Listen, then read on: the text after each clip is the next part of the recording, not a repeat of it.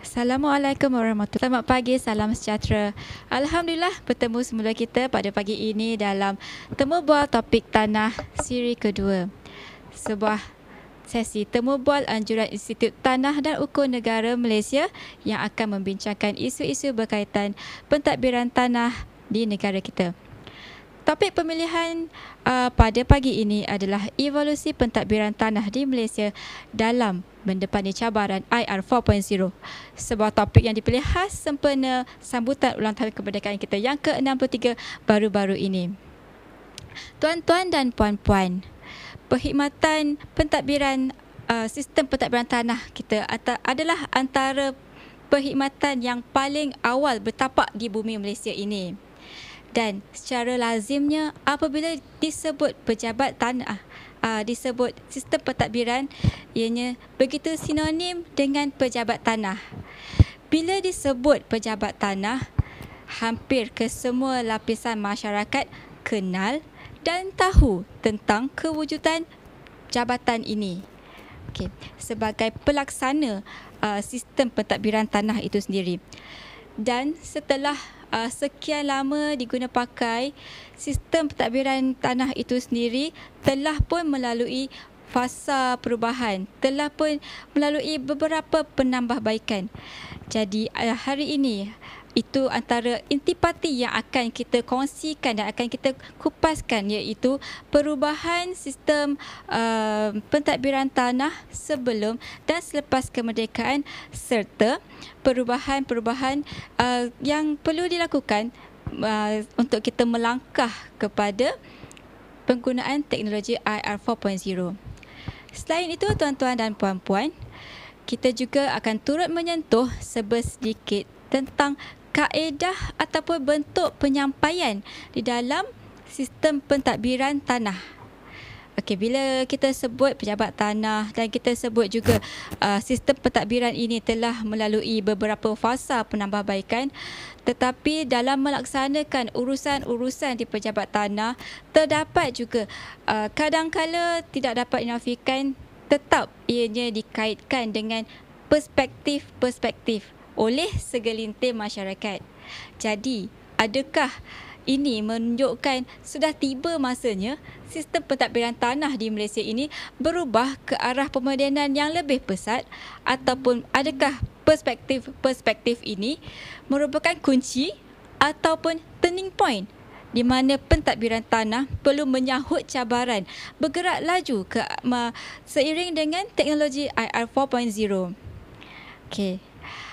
Namun begitu, tuan-tuan, puan-puan, apabila melangkah ke arah teknologi ini tanpa memandang enteng, kita juga perlu lihat semula senario sistem pentadbiran tanah itu sendiri.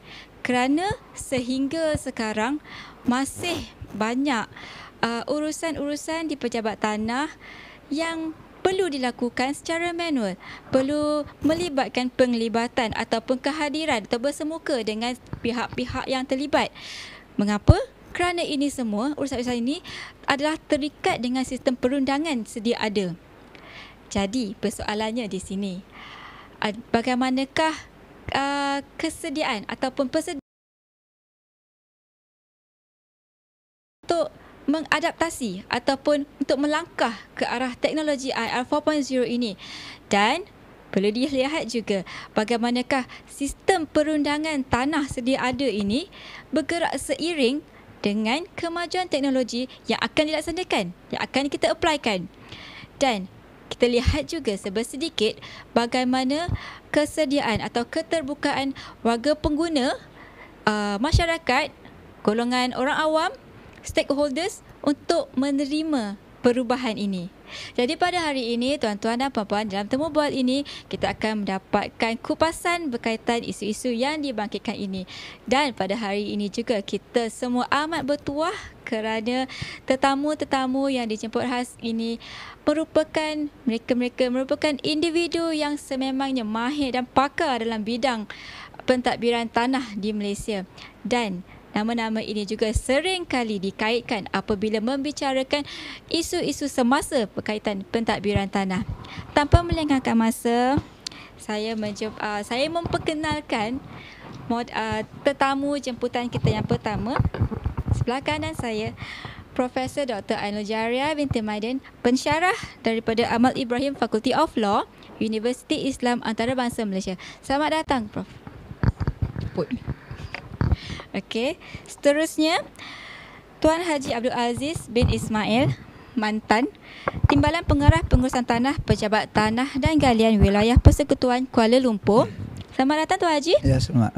Assalamualaikum warahmatullahi wabarakatuh. Waalaikumsalam.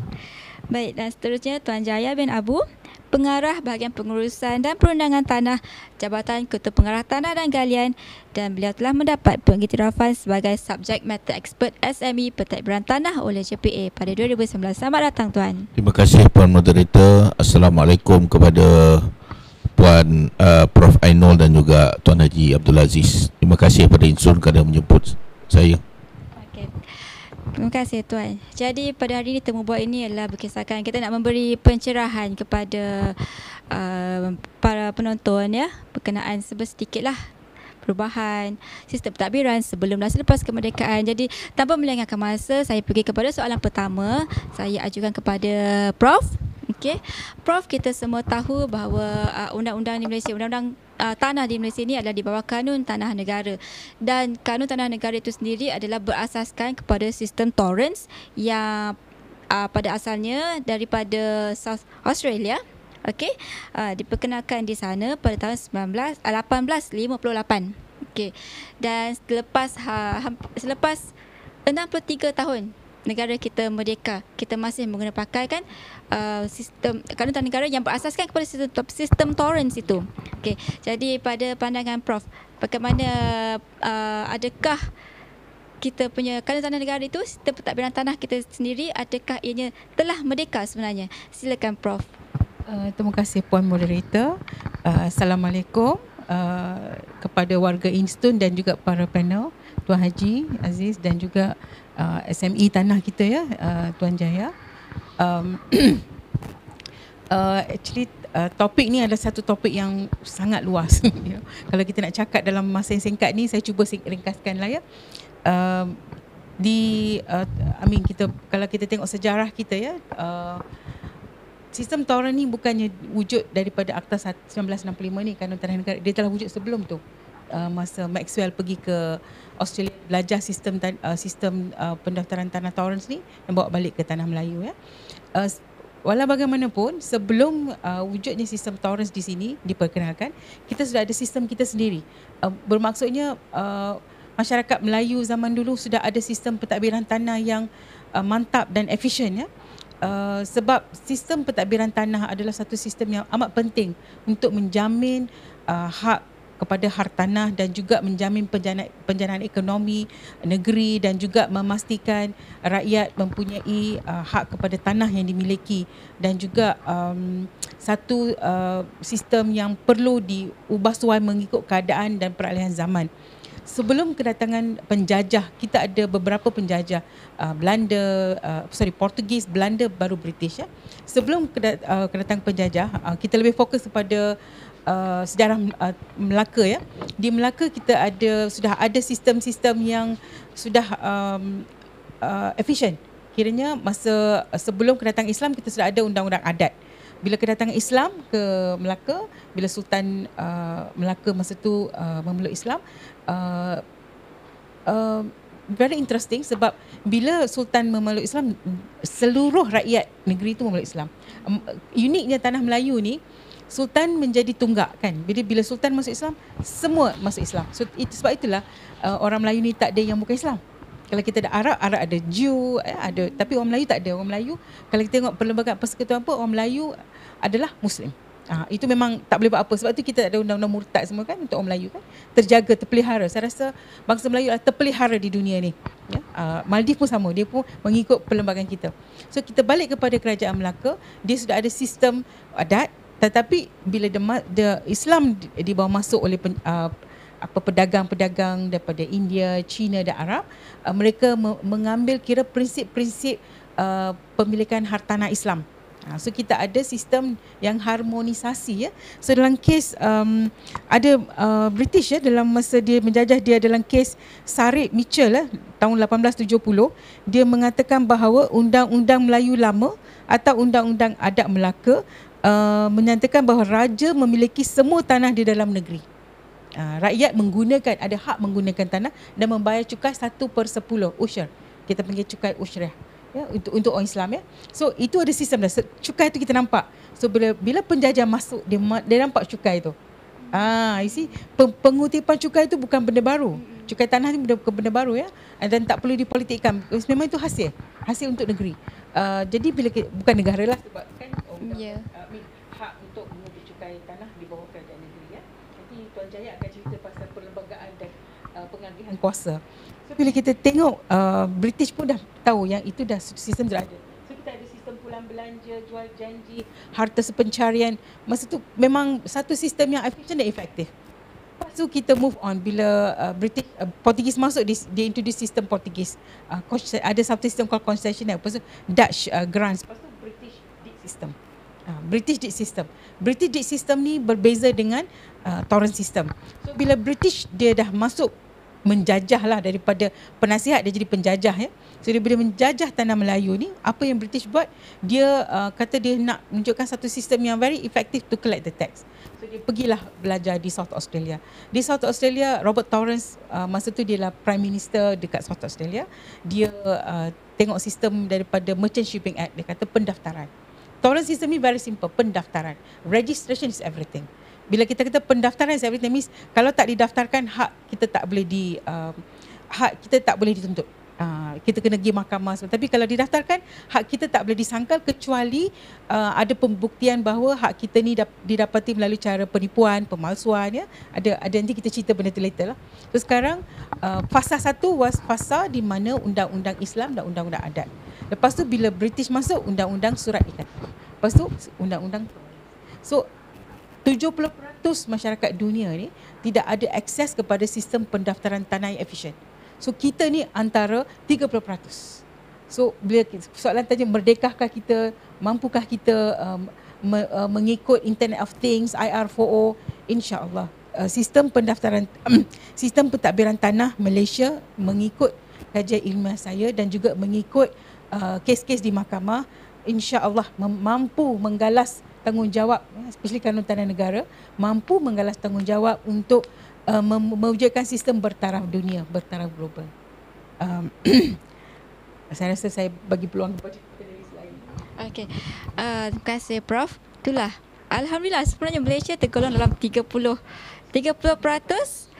yang mempunyai efisiensi dalam pengurusan tanah. Sesuatu yang sangat membanggakan. Okey. Okay. Tuan Jaya, okey. Kanun Tanah Negara sememangnya digunakan sebagai undang-undang perundangan kita. Okey. Bagaimanakah Kanun Tanah Negara ini dilihat sebagai satu apa kita kata yang boleh menyeragamkan antara negeri-negeri ni, perpaduan keseragaman, kemakmuran antara negeri-negeri di Malaysia ni. Silakan. Terima kasih Puan Moderator, terima kasih kepada Prof Ainul dan juga Tuan Haji Abdul Aziz. Dalam konteks negara kita, sebagaimana yang kita maklum dan Prof Ainul sebut tadi, bila British datang menjajah kita, mereka membawa pada awalnya sistem deed system itu. Maknanya deed system itu dia tidak memberi fokus yang terlampau kepada pendaftaran lah. Tapi surat cara itu sudah ada, tetapi dia tidak menekankan kepada pendaftaran. Konsep persekutuan yang pertama wujud di Tanah Melayu ni sebenarnya adalah perkumpulan ataupun penyatuan straight settlements ini. Kita tengok Melaka, Pulau Pinang dan juga Singapura.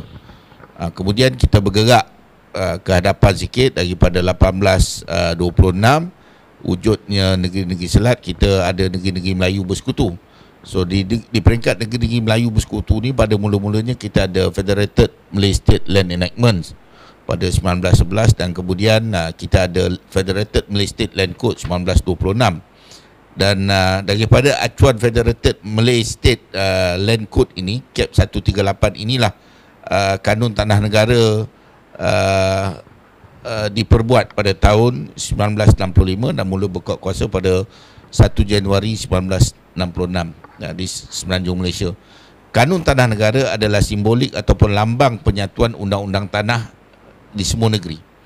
So penyatuan dia bermaksud kuasa tanah yang ada pada kerajaan negeri ini diberikan dalam bentuk satu perundangan persekutuan bagi maksud mengadakan satu undang-undang yang bersifat seragam. Kalau kita tahu di bawah perlembagaan kita, khususnya bila kita menyentuh perkara 74 Perlembagaan Persekutuan, kita rujuk kepada jadual ke-9 Perlembagaan Persekutuan. Kita ada senarai persekutuan, senarai pertama, senarai kedua, senarai negeri dan juga senarai ketiga, senarai bersama. So tanah adalah merupakan perkara yang terletak dalam senarai yang kedua, maknanya hak kerajaan negeri. So Prof Ainul sebut tadi hak mengutip cukai daripada raja-raja Melayu dulu, seterusnya penjajah British dan sekarang ini kerajaan negeri. Sistem pungutan cukai itu maknanya tumpuannya adalah pungutan bagaimana pentadbiran hasil daripada yang dijana daripada pentadbiran tanah. Jadi Perlembagaan Persekutuan memberikan kuasa pentadbiran tanah ini kepada kerajaan negeri. Uniknya perlembagaan kita juga pada masa yang sama di bawah perkara 76 Perlembagaan Persekutuan memberikan kuasa juga kepada kerajaan persekutuan untuk memperbuat satu undang-undang akta di peringkat persekutuan bagi maksud uniformity ataupun keseragaman. Kenapa kita perlu ada keseragaman? Very simple sebenarnya. Kalau kita dulu sebelum kita merdeka, kita adalah individual state. Setiap negeri adalah bersifat individu masing-masing. Tetapi apabila kita merdeka, kita sudah bersekutu di bawah satu payung pentadbiran yang dikenali sebagai persekutuan. Jadi apa saja pentadbiran tanah yang memberi hasil secara langsung kepada kerajaan negeri, sepatutnya juga hasil yang tidak langsung turut dijana di peringkat kerajaan persekutuan. Dan di sini letaknya kepentingan bagaimana negara dilihat berdaya saing untuk menarik minat perlabur. Jadi itu pentingnya kenapa perlunya ada undang-undang di peringkat persekutuan untuk menjamin uniformity ini. Jadi di bawah backdrop ataupun kita kata di bawah struktur yang ada ini, ianya kita boleh tengok merupakan satu bentuk cabaran yang besar khusus kepada kerajaan persekutuan, khusus kepada Kementerian Tanah dan Sumber Asli dan lebih-lebih lagi kepada jabatan saya lah, Jabatan Ketua Pengarah Tanah dan Galian, bagaimana nak memastikan bahawa pentadbiran dan pengurusan tanah di semenanjung Malaysia ini dapat dilaksanakan, dapat dijalankan seseragam mungkin bagi maksud supaya apa? Supaya kerajaan negeri mendapat hasilnya dan kerajaan persekutuan juga mendapat hasil ataupun faedah secara tidak langsung. Jadi negara kita ni memang unik. Memang unik, tak macam negara lain. Negara lain dia ada 2-tier ataupun 3-tier sistem, tetapi setiap negeri itu mentadbir undang-undang tanahnya yang tersendiri. Tetapi kita kecuali undang-undang yang bersifat khusus, secara umumnya perundangan tanah yang utama iaitu Kanun Tanah Negara itu diperbuat bagi maksud untuk uniformity ataupun keseragaman, supaya kita dilihat maknanya semua negeri-negeri di semenanjung Malaysia ini sama-sama berganding bahu memastikan bahawa in the end ataupun akhirnya nanti yang akan maju, yang akan mengecapi kemajuan ataupun kemakmuran adalah negara Malaysia. Terima kasih. Terima kasih Tuan. Telah nampak satu cabaran kepada JKPTG sendiri untuk menyeragamkan penggunaan pentadbiran ini di setiap negeri. Okey. Tadi kita ada Tuan dan juga Prof ada menyentuh tentang sistem tolerance itu yang prinsip asasnya adalah pendaftaran. Jadi saya ajukan soalan kepada Tuan Haji Aziz. Kepentingan pendaftaran. Apakah kepentingan pendaftaran itu ke atas urusan tanah dan sejauh manakah ianya menjamin hak kepada pihak-pihak yang terlibat di dalam urusan pentadbiran itu? Silakan. Okey, terima kasih Puan Pengerusi. Assalamualaikum warahmatullahi wabarakatuh. Alhamdulillahirabbil alamin. syukur Allah jumpa hari ni dengan kawan-kawan, khasnya Profesor, lama tak jumpa. Dan sahabat saya Tuan Jaya. Dalam Kanun Tanah Negara, bila kita sebut kepentingan, dia ada 3 jenis kepentingan, iaitu yang pertama ialah gadaian, yang kedua pajakan, dan yang ketiga isman. Jadi selain pada hak tuan punya tanah ke atas tanah tersebut, di mana dia mempunyai satu hak pemilikan, dan pemilik ini di samping dia boleh menikmati pemilikan, dia juga boleh memberi hak kepentingan kepada orang lain secara berdaftar, iaitu yang dikenali dengan yang tadi sebut gadaian, pajakan dan pindah milik. Dan kepentingan-kepentingan ini bila didaftarkan di dalam hak milik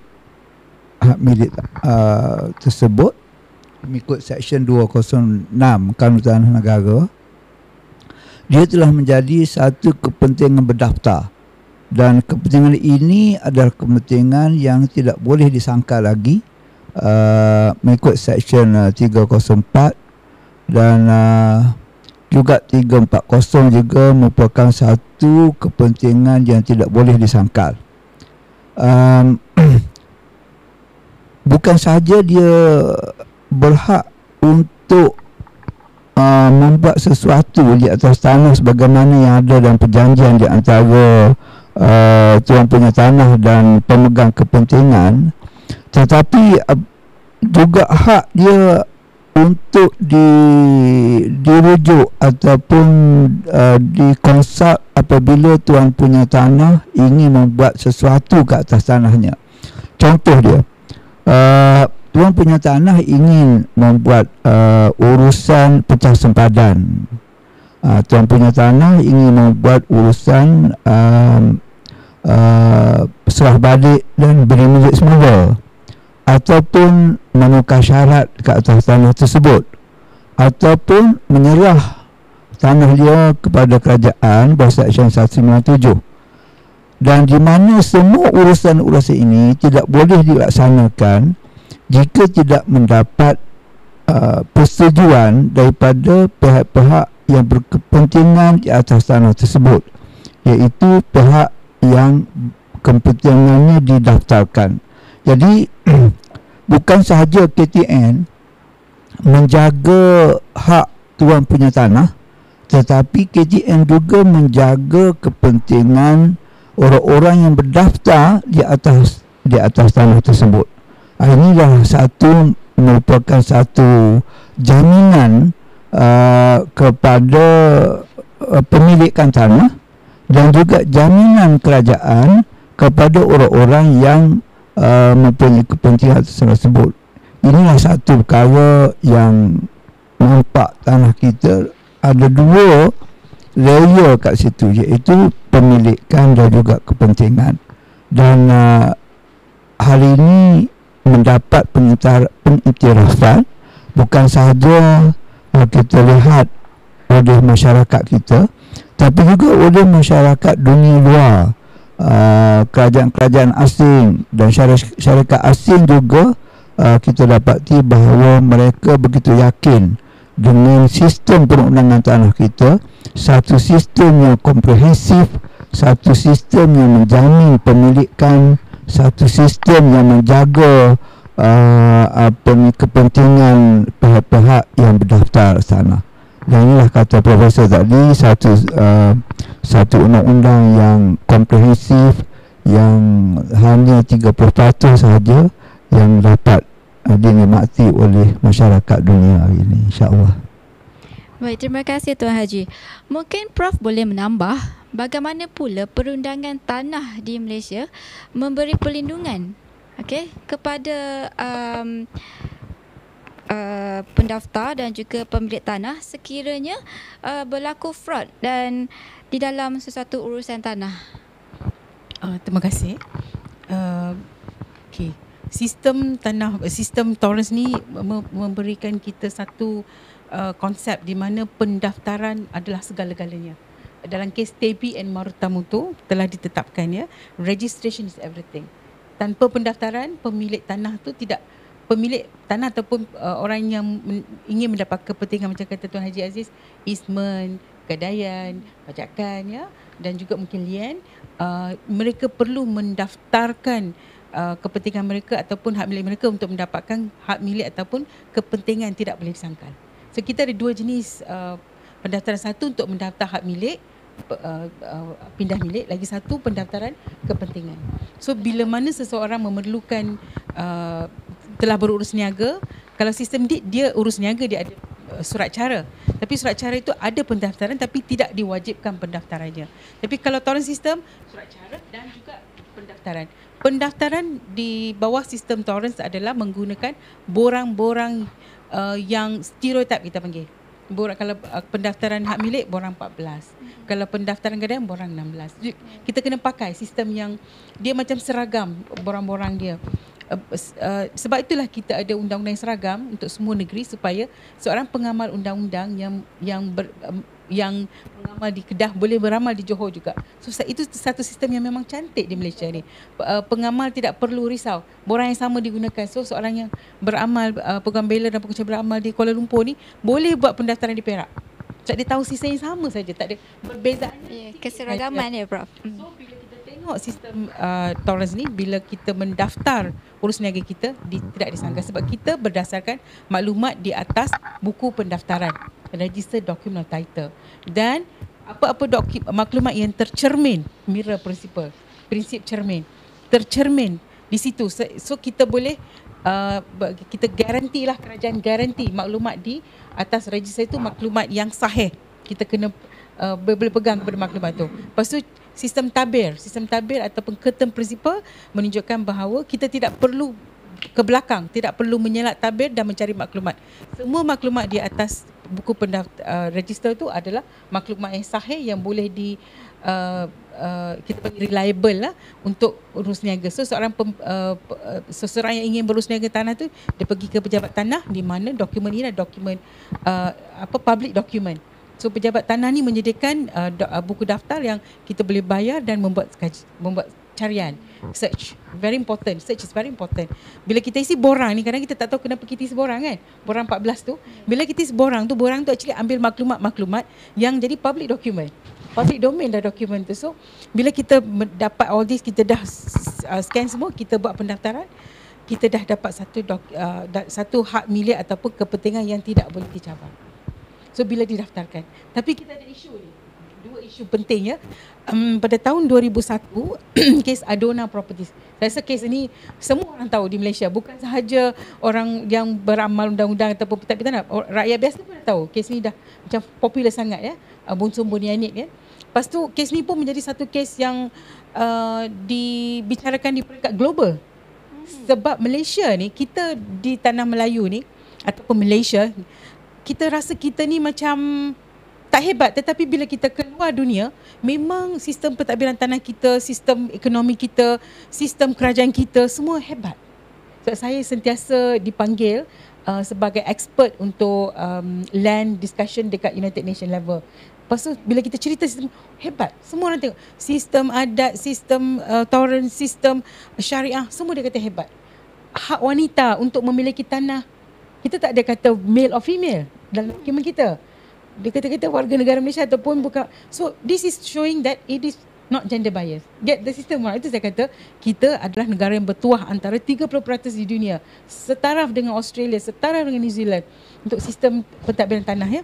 So bila kita telah didaftarkan, kalau kes Bunsum ni isunya ada pemalsuan dokumen, tetapi Bunsum dia kalah lah di mahkamah sebab yang mendapat hak tu adalah pembeli dengan suci hati, dia panggil. Kalau English kita panggil bona fide purchaser for value. Pembeli suci hati dengan nilai. Balasan dia bahasa Melayu sikit lah. So bila kita tengok tu kepencangan di situ. Lepas tu kalau kita tengok kes Tan Ying Hong, kes yang tahun 2010, lain pula. Mahkamah Persekutuan masa tu hakimnya Tun Zaki kata tidak, pemilik tanah tu memiliki tanah tu. Orang yang terlibat dalam yang pembeli tu tidak ada hak. Tetapi ini tidak menyelesaikan masalah kita. Siapa yang betul-betul ikut pentafsiran mahkamah. Jadi kita perlu ada satu sistem. Saya nak cadangkan sistem insurans lah.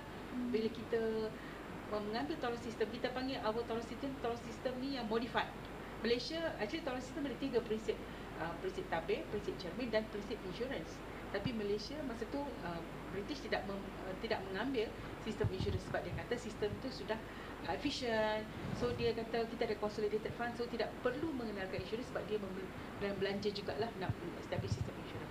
So what happened? Kita tak ambil. Sekarang saya rasa inilah masanya kita, kalau kita kata menyahut global aspiration, kita perlu wujudkan sistem insurans untuk menjaga hak milik yang tak boleh sangkal ni, untuk menjaga kepentingan mana-mana pihak terlibat dalam sistem itu.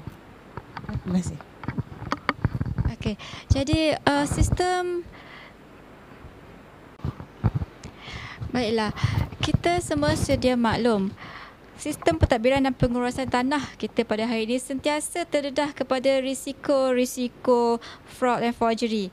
Jadi dengan sekiranya lah kita melaksanakan, kita mengambil teknologi IR 4.0 itu, pada pandangan Tuan Haji, okey, adakah aplikasi sistem pentadbiran tanah yang akan kita teruskan ini pada hari ini ni selamat dan boleh dipercayai? Bagaimana ia boleh mengurangkan ataupun menolak terus masalah-masalah fraud dan forgery ni, Tuan? Ya, terima kasih Puan. Revolusi industri 4.0 dikatakan generasi keempat, generasi keempat revolusi industri yang bermula di Eropah pada abad ke-18 dan sekarang abad 21 merupakan generasi keempat, di mana ditekankan IR ini kepada satu industri automatik dan digital yang ada sekarang. Alhamdulillah di Malaysia ni saya nampak kerajaan kita bersungguh-sungguh untuk mengadakan ataupun memberi satu cara bekerja baru kepada pentadbiran tanah dengan menggunakan data-data digital bagi menggantikan cara kerja manual. Jadi dalam pentadbiran sekarang, kerajaan telah meluluskan, Parlimen telah meluluskan jadual ke-16 Kanun Tanah Negara bagi membolehkan urusan pentadbiran tanah dibuat secara elektronik, kan. Dan alhamdulillah sekarang ini di negara kita telah dibangunkan di Kuala Lumpur sistem pentadbiran tanah secara elektronik, dan sebelum itu telah dibuat kat Melaka, dan nampaknya Melaka telah banyak improve sekarang. Dan apa yang dibangunkan di Kuala Lumpur adalah menempati kehendak pentadbiran semasa sekarang, IR 4.0, di mana semua urusan dibuat dengan menggunakan data digital. Jadi ini sesuai dengan kita lihat dalam jadual ke-16 Kanun Tanah Negara, ditekankan kat sini sistem pentadbiran tanah elektronik. Saya baca sikit ya, Puan. Sistem pentadbiran tanah elektronik artinya suatu pemprosesan pendaftaran hak milik, dokumen-dokumen yang hal tanah, pendaftaran hak milik, dokumen-dokumen yang dikehendaki disediakan dan apa-apa pemasukan nama-nama dokumen hak milik melalui penggunaan sebuah komputer yang termasuk kedua-dua prosedur manual dan komputer. Jadi bila ada satu data yang diproses di pejabat tanah, seluruh urusan pejabat tanah menggunakan data elektronik, kan. Maka sistem yang dibangunkan adalah satu sistem yang integrasi di antara satu modul dengan modul lain. Yang jadi masalah pemalsuan dan sebagainya bila data-data dalam sistem ini dimasukkan secara key in, kan. Itu jadi masalah kan. Mungkin ada human error ataupun mungkin ada orang yang tidak tanggungjawab mengambil kesempatan. Tapi bila satu data elektronik diguna pakai, maka bila diintegrasi di antara modul, maka peluang untuk kita membuat pemalsuan ataupun penipuan dalam sistem ini itu sangat tipis kan. Jadi dengan itu saya rasa tahun-tahun akan datang kita akan menyaksikan jika semua negeri-negeri di Malaysia ini menggunakan sistem tanah secara elektronik yang menggunakan jadual ke-16 Kanun Tanah Negara, dan insya-Allah perkara yang berkaitan dengan pemalsuan dan juga penipuan ini hampir-hampir kita boleh tutup dan kita boleh jamin bahawa hak milik dan kepentingan yang ada dalam grant tersebut benar-benar genuine dan benar-benar satu transaksi yang mengikut Kanun Tanah Negara, insya-Allah. Okey, terima kasih Tuan Haji. Pada pandangan Tuan Jaya ya, bila kita menyentuh tentang pendaftaran tadi, mungkin Tuan boleh ceritakan sikit kepada penonton apakah bentuk perubahan-perubahan ataupun fasa penambahbaikan yang telah pun dilaksanakan ke atas pendaftaran itu sendiri. Silakan Tuan. Terima kasih kepada Puan Moderator. Kalau kita tengok dulu sebagaimana yang kita sebut awal tadi, kita perubahan daripada segi perekodan maklumat itu, maklumat tanah. Mula-mula dulu zaman feudal dulu, apabila orang mengusahakan tanah, siapa yang rajin dia dapat banyak tanah lah. Tetapi penempatan surat cara pemilikan itu tidak ada dikeluarkan oleh pihak berkuasa. Jadi bagaimana orang identify tanah dia? Orang identify tanah dia melalui sempadan-sempadan yang natural. Batang pokok kelapa sana dengan batu yang timbul di sebelah sana.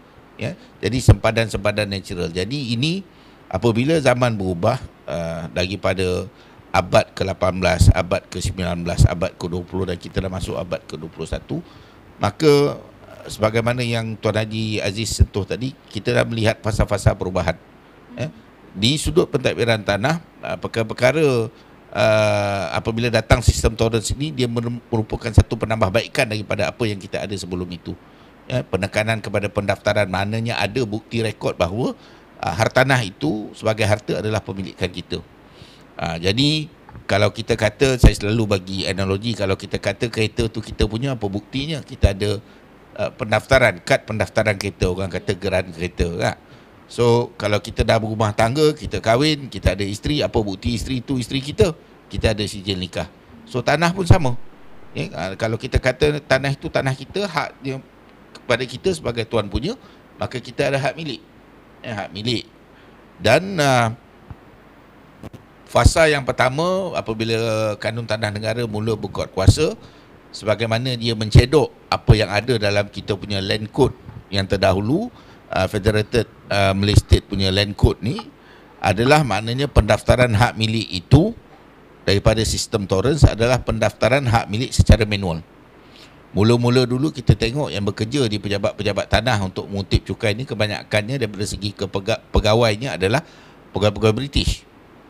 Clericalnya adalah pun daripada luar juga, kebanyakannya orang dari Sri Lanka dan juga orang India. Dan pekerja-pekerja bawahan ni lah ramainya orang Melayu. As kita maju, orang Melayu telah mula diambil masuk dalam pentadbiran. Apa nama ni dia panggil MAS pada masa itu, sistem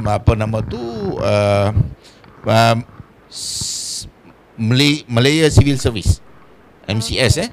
Jadi MCS, kemudian dia ada perkhidmatan takbir dan diplomatik kemudiannya lah. So semakin ramai orang tempatan diambil masuk bekerja di pejabat-pejabat tanah ni. Jadi pendaftaran itu pada awalnya kita tengok zaman British dulu, segala rekod itu dicatatkan dalam suratan hak milik secara manual. Jadi kita tengok, kalau kita pergi ke pejabat tanah sekarang, kita boleh tengok rekod-rekod dalam hak milik yang lama.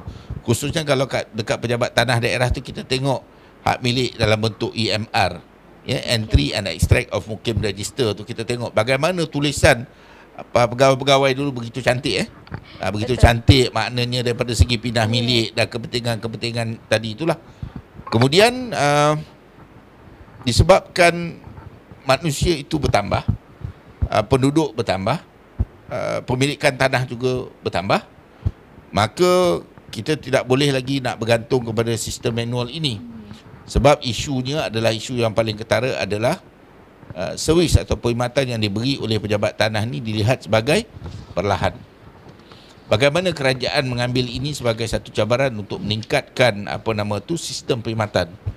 Maka atas kuasa dan juga tanggungjawab yang ada pada kerajaan persekutuan, maka bermula pada tahun 1990-an satu kajian di peringkat persekutuan telah diadakan, telah ditubuhkan satu pasukan untuk mengkaji bagaimana sistem pendaftaran tanah ini daripada manual ini boleh kita adakan satu sistem yang lebih, orang kata lebih baik daripada apa yang kita ada lah. It's a improvement punya sistem. Alhamdulillah, akhirnya pada tahun 2000 dan 2001 kerajaan telah memperkenalkan sistem pendaftaran tanah berkomputer ataupun SPTB. So sistem pendaftaran tanah berkomputer adalah, maknanya permulaannya adalah di peringkat pendaftaran hak milik itu, apabila permohonan satu-satu permohonan pemberi milikan itu diluluskan, kemudian hak milik itu didaftarkan secara berkomputer, dan apabila hak milik sudah didaftarkan, maka urusan-urusan yang lain sebagaimana yang Tuan Haji sebut tadi, pindah milik, gadaian, lien, pajakan ini akan dilakukan ataupun dilaksanakan melalui sistem berkomputer ni tadi. Jadi kemudian daripada tahun 2001 kita bergerak ke hadapan, dan seterusnya di peringkat persekutuan juga ditubuhkan satu pasukan sistem untuk mengkaji satu sistem pemodenan pejabat tanah. Dan ini kemudiannya telah menjadi titik tolak kepada penubuhan satu pasukan yang dinamakan pasukan E-Tanah di peringkat persekutuan mengkaji dan menambah baik sistem pendaftaran ataupun pentadbiran tanah yang lebih baik, and improve version of daripada SPTB tadi. Dan alhamdulillah, hasil daripada kajian dan juga usul-usul yang dibuat oleh kerajaan, hasil kerjasama mantap yang diberikan oleh kerajaan-kerajaan negeri, maka pada tahun 2009 satu sistem E-Tanah yang pertama telah mula diperkenalkan di Pulau Pinang. Telah mula diperkenalkan di Pulau Pinang. Kemudian selepas daripada itu, pada tahun 2014 E-Tanah juga telah mula diterima pakai secara live di Melaka. Daripada situ, of course, sebab ini di peringkat di peringkat permulaan satu perubahan sistem kepada sistem yang baru, maka pasti sebab ini, sistem ini adalah satu produk ciptaan manusia. Jadi ia jauh daripada kesempurnaan. Jadi kelemahan-kelemahan yang ada semasa pelaksanaan sistem tersebut diambil kira untuk mengadakan satu sistem yang lebih baik lagi, yang lebih baik lagi, dan an improved version ataupun kita katakan satu sistem E-Tanah yang lebih ke hadapan dan lebih menyeluruh lagi berbanding apa yang ada di Pulau Pinang dan apa yang ada di negeri Melaka, telah diperkenalkan di wilayah persekutuan Kuala Lumpur khususnya pada tahun 2017. Jadi di wilayah persekutuan Kuala Lumpur ni sebenarnya kesemua urusan bukan saja pendaftaran hak milik ataupun subsequent dealings ataupun non-dealings, urus niaga ataupun bukan urus niaga, itu bukan setakat itu, tetapi semua urusan permohonan pemberi milikan tanah, permohonan lesen, permohonan permit, semuanya dibuat melalui sistem. So sebagaimana yang cikgu saya beritahu tadi, Tuan Haji Aziz beritahu tadi, apabila sistem mechanization ataupun automation ini diperkenalkan, tujuannya tidak lain dan tidak bukan adalah, yang pertama sekali adalah untuk meningkatkan kecekapan, kemudian kebolehpercayaan Kemudian pada masa yang sama adalah untuk mengurangkan human ataupun human intervention. Sebab human intervention ini kita ada satu isu yang paling besar, kita kata apa semakin banyak penglibatan manusia, maka peluang-peluang ataupun kita katakan lubang-lubang untuk tercalarnya ataupun tergurusnya integriti itu sangat tinggi. Jadi the more mechanized we are, the more automated we are, the better, the efficient we are in terms of service delivery concerning land administration. Itu saja. Setakat ni. Terima kasih Tuan. Okey, itulah kita nampak bahawa perubahan-perubahan dan daripada manual pergi ke sistem SPTB, kemudian seterusnya kepada e-tanah dan sekarang kepada e-tanah yang lebih lebih tersusun, lebih strategik, lebih ke arah kemodenan. Jadi saya tertarik untuk tanya kepada Prof, bila kita dah hampir melangkah, hampir menyahut, kita dah, bukan hampir, saya rasa kita dah menyahut dah cabaran teknologi IR 4.0 ni. Jadi bagaimana perundangan tanah itu sendiri, adakah ianya seiring dengan kemajuan teknologi ni? Mungkin Prof boleh huraikan, Prof. Terima kasih Puan Moderator. Kalau kita kaji balik kanun tanah negara, JKPTG Persekutuan banyak mengambil inisiatif untuk memastikan kanun tanah negara dikaji dan juga ditambah baik peruntukan-peruntukan untuk memastikan kita dapat menyahut kehendak global. So, Malaysia ni adalah satu negara yang menarik pelaburan global. Kita nampak yang kita ada ramai kalau kita tengok go balik first wave of migration to Malaya dulu, tanah Melayu dulu adalah pedagang pedagang Arab, India dan China. Kedua is bila British masuk, dia bawa dia punya British subject daripada India, daripada China, daripada Sri Lanka dan juga beberapa tempat. Dan dia untuk memastikan inisiatif pelaburan dia berjaya, peladangan dan sebagainya, tin mining Ketiga, now kita ada third wave of migration. Kita tak sedar ini third wave of migration di mana kita ada our Asian nation, that is Bangladesh, Indonesia dan juga Rohingya. So kita jadi tempat tarikan. Bila saya bertanya dengan pelajar-pelajar saya dan juga saya suka interview orang dia kata Malaysia adalah satu negara yang kira cost dia pun very not so expensive. Kita among the cheapest country in the world, in the Asian region juga tahu. Kita actually very cheap in terms of maintenance. Lepas tu peluang pun banyak. So mereka ni lebih tertarik membeli tanah di Malaysia.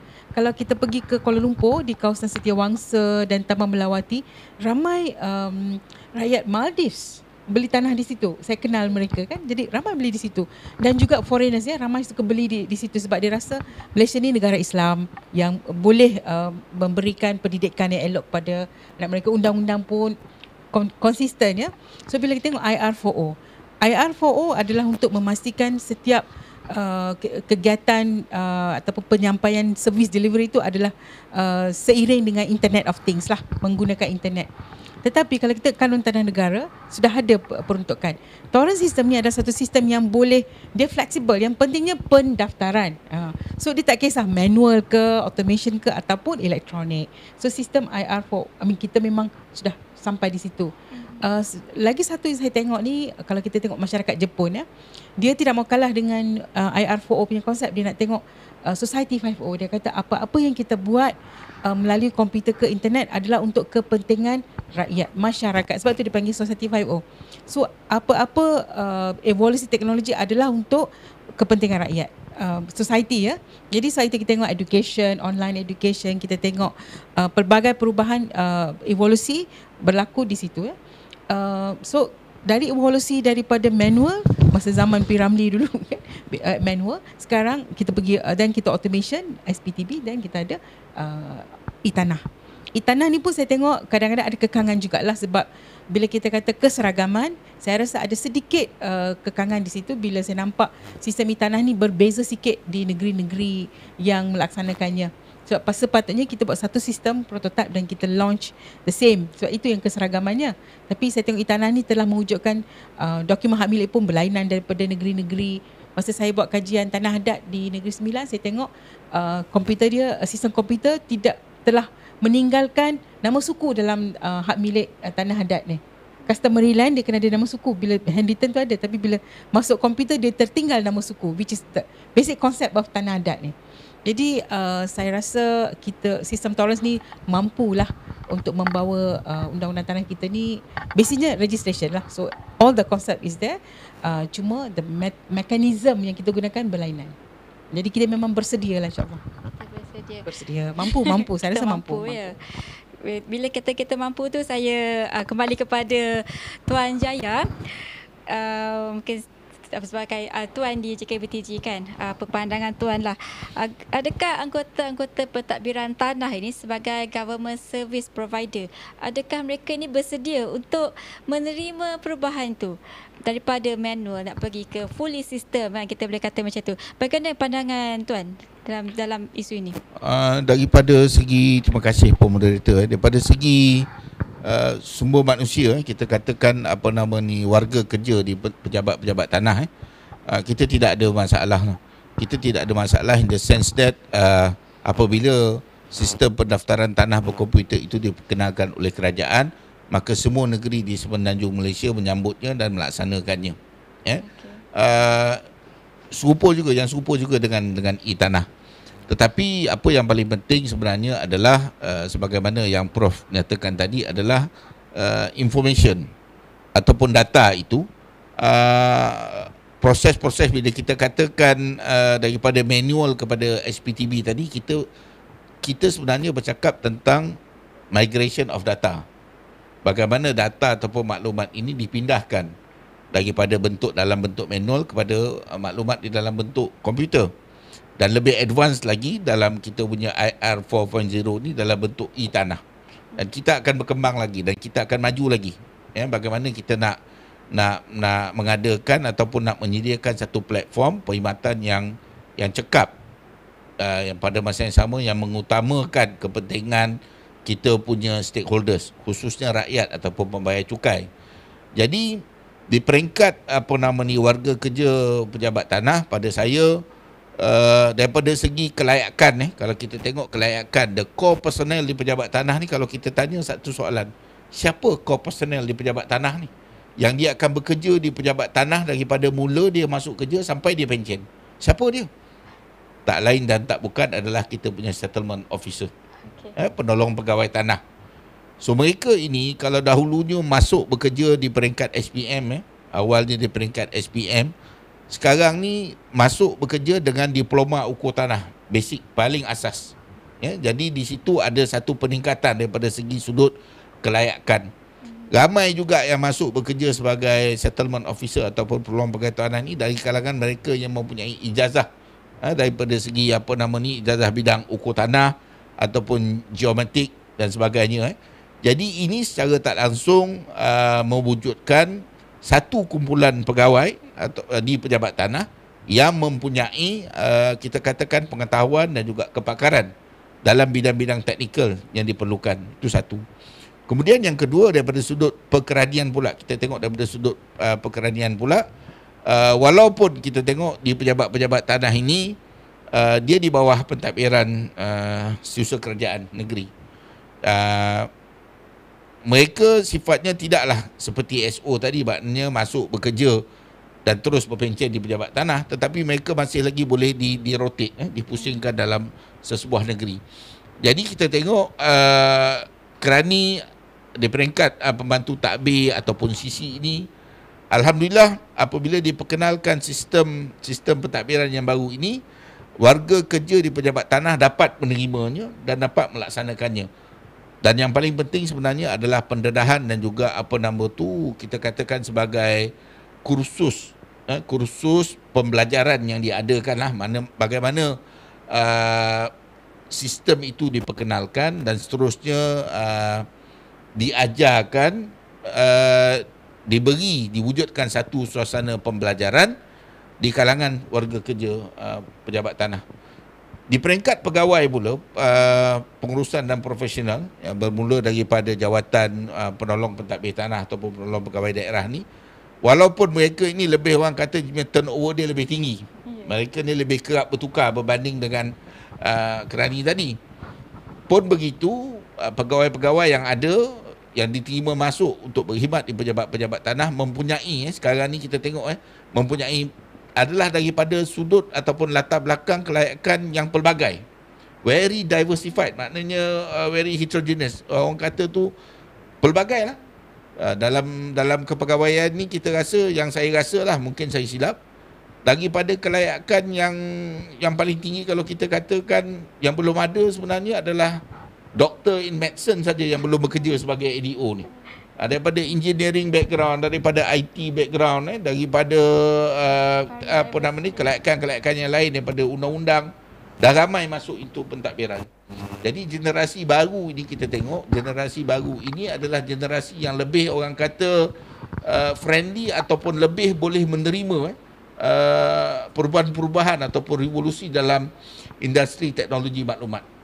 Jadi sebenarnya cabaran itu tetap ada, tetapi ia adalah bagaimana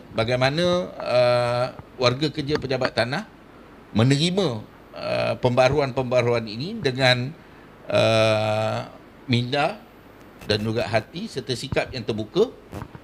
Tak lain dan tak bukan sebenarnya bila kita katakan tentang IR 4.0 ini adalah people centric.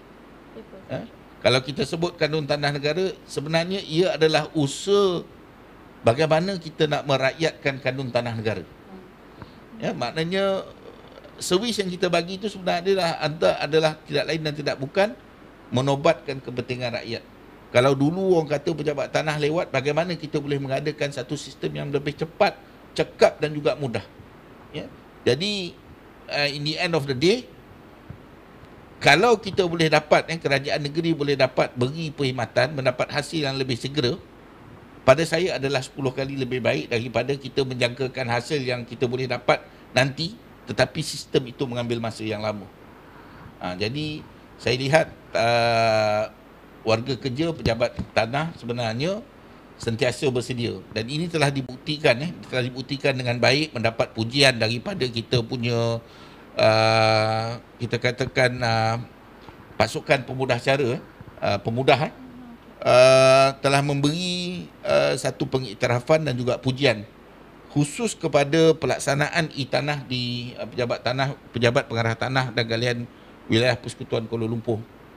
Apabila kita menghadapi situasi COVID-19 di mana negara menghadapi suasana MCO, kawalan pergerakan, pentadbiran tanah di Kuala Lumpur adalah satu-satunya pentadbiran tanah yang alhamdulillah dapat mengadaptasi situasi MCO ataupun COVID pandemik ini dengan begitu baik sekali. Permulaan tu adalah sedikit dua masalah untuk kita bagaimana kita nak menyesuaikan diri. Selepas pada itu, servis ataupun perkhidmatan-perkhidmatan yang diberikan itu seolah-olah tak ada kekangan. Jadi alhamdulillah kita tengok daripada situ sebenarnya pejabat tanah Kuala Lumpur yang telah dijadikan benchmark oleh Kerajaan Persekutuan merupakan satu platform yang baik untuk dilihat oleh kerajaan-kerajaan negeri yang lain bagaimana e-tanah boleh dilaksanakan di negeri-negeri lain selepas inilah. Jadi itu merupakan cabaran bukan saja di peringkat Kerajaan Persekutuan bagi memastikan uniformity tadi, tetapi itu juga merupakan satu peluang yang sepatutnya diambil oleh kerajaan negeri untuk mengadakan satu perkhidmatan pentadbiran tanah yang cekap. Terima kasih. Terima kasih Tuan Jaya. Jadi saya kira warga-warga kerja di pejabat tanah maaf ini merupakan satu cabaran kepada mereka untuk mereka sahut dan mereka bergerak seiring dengan teknologi sekarang. Tak ada alasan, tak tahu ke apa, kata ruang-ruang pembelajaran tu sentiasa ada. Ruang-ruang penambahbaikan sentiasa terbuka. Okey, jadi kepada yang belum lagi menggunakan e-tanah, rasanya boleh bersiap sedialah. Lepas ni memang boleh on lah. Macam itulah lebih kurang. Kalau tadi kita bincangkan, Tuan Jaya telah huraikan keterbukaan dari segi penerimaan kepada warga kerja. Bagaimana pula Tuan Haji, dari segi pandangan Tuan Haji, penerimaan daripada segi masyarakat luar ataupun stakeholder pejabat-pejabat tanah ni? Macam mana penerimaan mereka terhadap teknologi IR 4.0 ini? Silakan Tuan Haji. Okey, terima kasih. Masyarakat luar luar pejabat tanah dan dia mengetahui bahawa kerajaan telah mengadakan berbagai program di pejabat tanah, dan adakah program IR 4.0 ini menepati kehendak mereka. Dan sebenarnya projek e-tanah yang dibangunkan oleh kerajaan sekarang ini adalah merupakan orang kata apa, dia kata kat sini merupakan satu revolusi yang bersesuaian dengan kehendak IR 4.0, di mana yang kita bangunkan dalam sistem e-tanah ni, public dia ingin nak akses ke pejabat tanah 24 jam. Dia tak nak akses pejabat tanah ni working hours je, pukul 8 sampai pukul 5, kemudian lepas tu dah tak boleh lagi, kena datang besok. Tapi apa yang kerajaan sedia sekarang ialah di mana public boleh akses kepada pejabat tanah 24 jam. Dan ini kita telah buat terbukti di Kuala Lumpur, di mana carian-carian rasmi, carian persendirian boleh diperolehi dalam 24 jam, tak kira bila masa, kan. Cuma dari satu urusan lain, macam urus niaga, perserahan dan sebagainya, itu daripada sistem yang dibangunkan di Kuala Lumpur boleh terima, kita boleh terima. Cuma dari seginya kekangan undang-undang sekarang, bagaimana kita nak buat perserahan online ini, bagaimana soal-soal penyaksian, bagaimana soal security, bagaimana soal pemalsuan perserahan dan sebagainya. Itu memerlukan satu pindaan undang-undang sikit lagi lah di dalam KTN bagi membolehkan perserahan online kepada dihantar kepada pejabat tanah. Sekarang ni perserahan masih lagi secara manual. Itu yang public dia nak kemudahan. Tak perlu lagi pergi pejabat tanah. Tambah Kuala Lumpur, memang kalau pergi pejabat tanah Kuala Lumpur semua merungut, parkingnya tak cukup. Kenapa tidak kita buat satu sistem macam sistem bank sekarang? Dia kata di mana orang boleh buat kerja transaksi kat bank, internet banking ni tak payah pergi ke bank, madai kalau kita buat kat rumah je. Inilah yang diharapkan oleh masyarakat di luar pejabat tanah. Dan insya-Allah saya rasa dengan adanya expert kita SME Tuan Jaya kat sini, kita boleh buat satu langkah, membuat satu pindaan kepada KTN yang lebih cepat untuk memenuhi kehendak IR 4.0. Dan insya-Allah, dan tapi sebenarnya warga tanah juga hendaklah berubah sikapnya, kan. Okey, terima kasih. Okay, terima kasih Tuan Haji. Baiklah tuan-tuan dan puan-puan, nampaknya kita semakin mengakhiri ke penghujung program Temu Bual kita. Sebelum saya akhirkan ini, saya buka semula kepada Prof, memandangkan Prof pun ada membuat kajian tentang tentang isu-isu tanah semasa di negara kita ni, kan. Mungkin Prof ada ingin sampaikan apa-apa harapan ke terhadap sistem tadbiran tanah kita sebelum saya akan buka juga kepada Tuan Jaya dan juga Tuan Haji Aziz. Silakan Prof. Terima kasih Puan Moderator. Berlanjutan daripada Tuan Jaya dengan Tuan Haji Aziz, saya bercakap dari perspektif peguam pula sekarang, ya. Sekarang kita sudah sediakan pentadbir, kita tengok perspektif stakeholder. Peguam-peguam kita perlu mainkan peranan juga. Kalau kita tengok saya ada sedikit pengalaman membuat kajian di Australia dan New Zealand. Peguam memainkan peranan dalam pindaan undang-undang. Bar Council mereka diberi peluang untuk memberikan masalah-masalah yang mereka hadapi, troubleshooting. So bila go online, dia tengok apakah sistem macam mana digital signature. Seorang peguam di Auckland City tu, Auckland dia panggil City of Yacht. Dia kata dia boleh sign, dia boleh key in and submit the document online real time. Macam kata Tuan Haji kan, rakyat nak macam tu, macam online. Keserahan tu. Dah berlaku di New Zealand, dah berlaku di Australia. Padahal mereka ambil tauran sistem lebih awal daripada kita. Kita ambil model daripada South Australia. South Australia dah dekat 200 tahun. New Zealand dekat 150, kita dekat dah sampai dah 100 juga kita ni, bukan 65 tahun tapi 100. So kita dah ambil sistem ni daripada tahun 1870-an gitu ya. Di Selangor kan. So peguam-peguam ni pun perlu memainkan peranan penting. Mereka kadang-kadang mereka mengadu, ya, kata tak cekap, tapi peguam ni perlu juga diberi latihan, siapkan kursus. Mungkin ISIN boleh mainkan peranan, ya, menyediakan kursus macam mana nak mengendalikan sistem e-tanah online, digital signature. Lepas tu lagi satu, saya rasa semua pihak yang terlibat dalam pentadbiran tanah kena ada roh dia, roh untuk memastikan servis delivery dengan amanah. Bila kita kata kita nak negara yang sejahtera, negara yang maju, negara yang global, tapi kita kena mengaku bahawa ada sedikit kepincangan dari perspektif rasuah. Ya, kita kena juga memastikan bahawa bila mana kita ada latihan, kita kena mewujudkan rasa sayang kepada negara, sayang kepada sumber negara. Jadi mengurangkan isu-isu rasuah.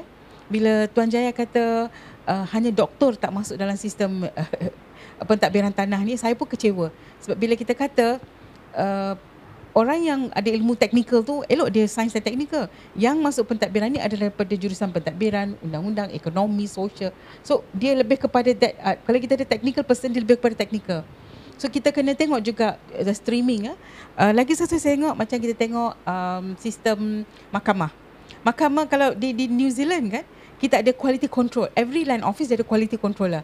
Quality controller akan run through the system. Bila ada problem je, dia akan quickly take down, dia akan report kepada vendor. So vendor tu konsisten. So quality control akan sentiasa baca keputusan mahkamah. Dia baca. Saya pun pelik. Dia bukan lawyer tapi dia baca. Apakah mahkamah punya pendapat pasal borang ke pasal apa. Dan dia akan update. So sentiasa ada capacity building initiative. So pegawai pentadbir tanah ni, especially yang berurusan dengan pentadbiran ni, dia berurusan dengan undang-undang. Kanun Tanah Negara ni undang-undang. Walaupun dia pentadbiran tetapi dia adalah due process of law.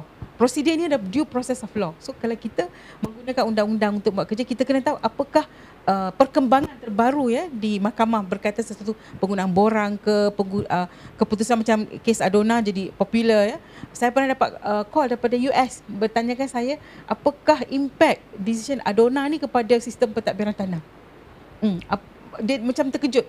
Kalau pemilik tanah boleh hilang tanah macam tu bila ada pemalsuan, macam mana dia nak invest kat negara kita ni? Dia buat kajian, dia tengok. So bila kes tan masuk, okey, settle. Tapi settlement kita tak settle lagi kat situ sebab kita untuk saya nak juga kempen assurance principle title assurance principle sebab ini akan mengurangkan beban kepada kerajaan dan menunjukkan satu sistem bila mana berlaku penipuan, pemalsuan ataupun penggunaan dokumen yang tak lengkap dalam pendaftaran tanah ni. Kita perlu ada satu backup. Consolidated fund ada tapi kena backup. So negara ataupun negeri tidak perlu mengeluarkan funding dia. So kita perlu ada capacity building initiative yang very important lah sekarang. Saya rasa kita kena fikirkan benda ni supaya kita dapat actually betul saya kata kita ni taraf global tapi kita sentiasa perlu menaik taraf sistem kita supaya dapat stay that level lah 5 star ke 6 star kan. Dan terakhir saya rasa bahagian commercial crime pun kena banyak share lah. Bukit Aman tu dia banyak buat kajian pasal ni commercial crime. So dia kena tahu isu-isu. Saya pernah menulis kertas kerja pasal weaknesses in land registration system. So kita kena memang siapa yang terlibat dalam pendaftaran urus niaga tanah di pejabat peguam ke mana-mana, especially pejabat peguam, perlu diberikan kalau di Australia New Zealand dia ada password dia sendiri.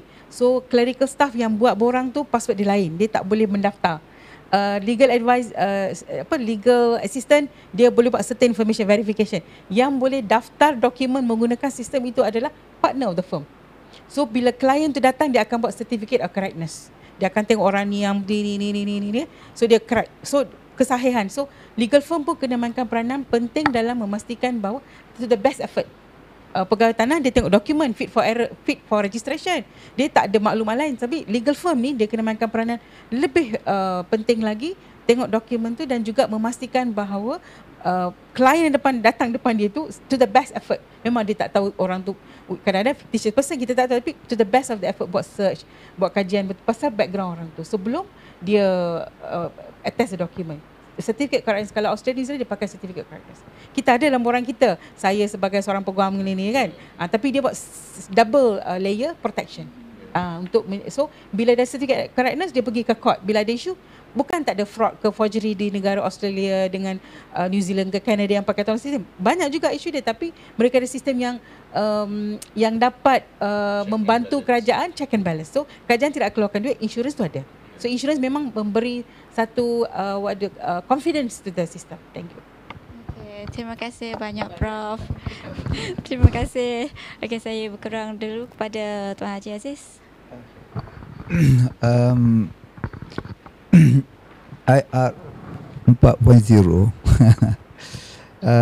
dia katakan bahawa tindak balas revolusi dalam 4.0 ni ialah melahirkan masyarakat yang sejahtera dalam pembangunan negara. So tindak balas kita di pejabat tanah, khususnya di kerajaan kita, ialah mengubah cara bekerja.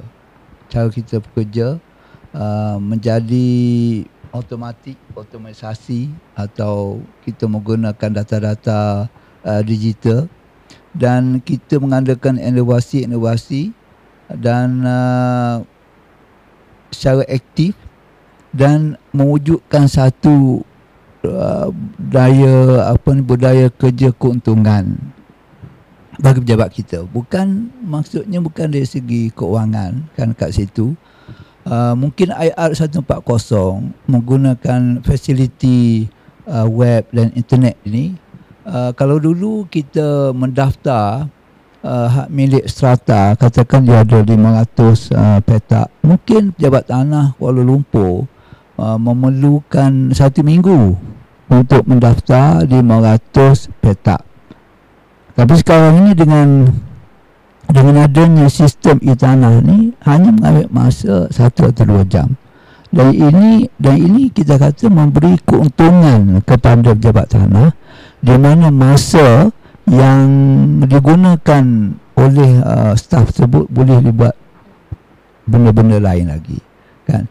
Jadi revolusi industri IR ni ialah perubahan mental bukan sahaja di kalangan pejabat tanah dan juga oleh masyarakat luar, yang terbangun di atas dia kata 3 faktor, iaitu faktor berfikir bagaimana nak buat inovasi yang lebih baik.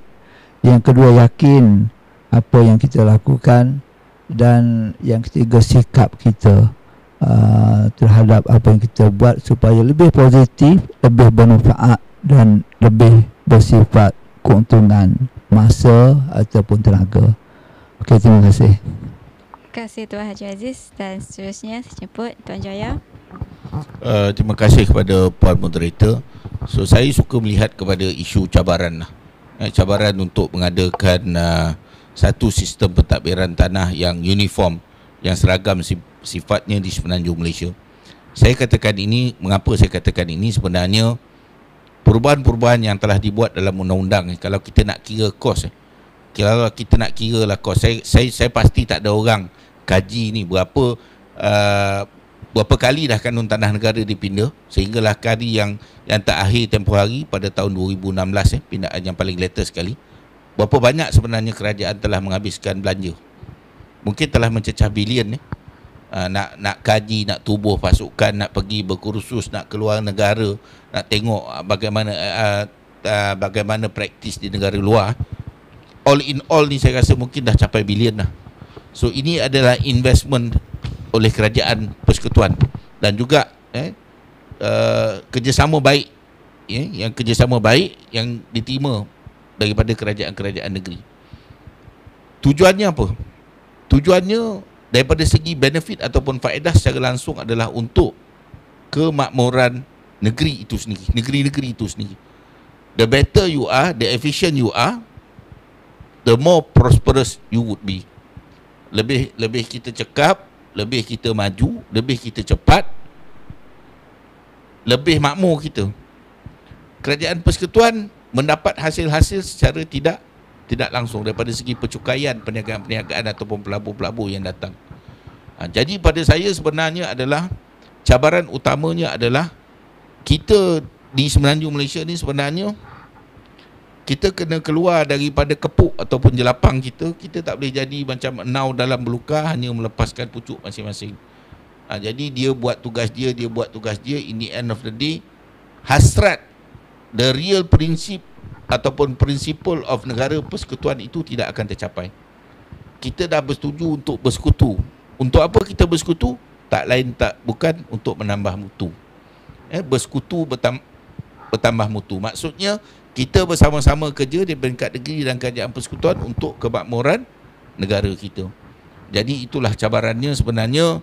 Usaha-usaha daripada peringkat kerajaan persekutuan ni pada saya tidak harus dilihat sebagai satu usaha untuk mencampuri ataupun mengambil kuasa kerajaan negeri. Itu bukan apa yang dilakukan sebenarnya. Continuously apa yang kerajaan persekutuan buat sebenarnya adalah tugas dan tanggungjawab sebagaimana yang diperuntukkan oleh undang-undang, untuk menambah baik, untuk memastikan bahawa sistem pentadbiran tanah ini dilihat maknanya berada pada satu tahap yang boleh mendatangkan keyakinan, bukan saja kepada rakyat di dalam negara tetapi juga pada masa yang sama kepada warga negara asing ataupun pelabur-pelabur dari luar. So apabila orang semakin yakin dengan negara kita, maka keyakinan pelaburan itu secara tak langsung akan bertambah. So negara pasti akan mendapat labanya. Jadi insyaAllah dengan kata-kata itu saya harap di peringkat JKPTG kita sentiasa harap kita boleh mendapat kerjasama yang baik daripada kerajaan-kerajaan negeri yang selama ni pun memang telah memberikan kerjasama yang sangat baik, tetapi sentiasa ada ruang untuk penambahbaikan dan untuk memantapkan lagi hubungan kerjasama ini supaya akhirnya nanti kita semua berada dalam satu tim, dalam satu kumpulan. Tak kiralah kita berada di kerajaan persekutuan ataupun kerajaan negeri, kita nak negara kita Malaysia ni maju. Nah, itulah hasrat kita sebenarnya. Kita nak kita maju. Kita ingat kita dah maju 2020, tapi rupa-rupanya mungkin kemajuan 2020 itu kita belum dapat nak kecapi lagi. Tetapi kita berada dalam track yang betul lah.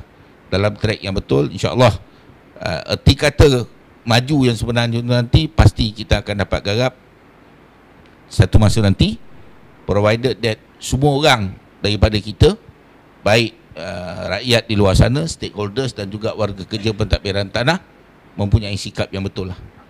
Jadi saya rasa itu sajalah. Terima kasih pada Puan Moderator. Terima kasih Tuan Jaya atas penjelasan, atas pandangan. Baiklah tuan-tuan dan puan-puan, nampaknya kita telah sampai ke penghujung sesi temu bual kita pada pagi ini.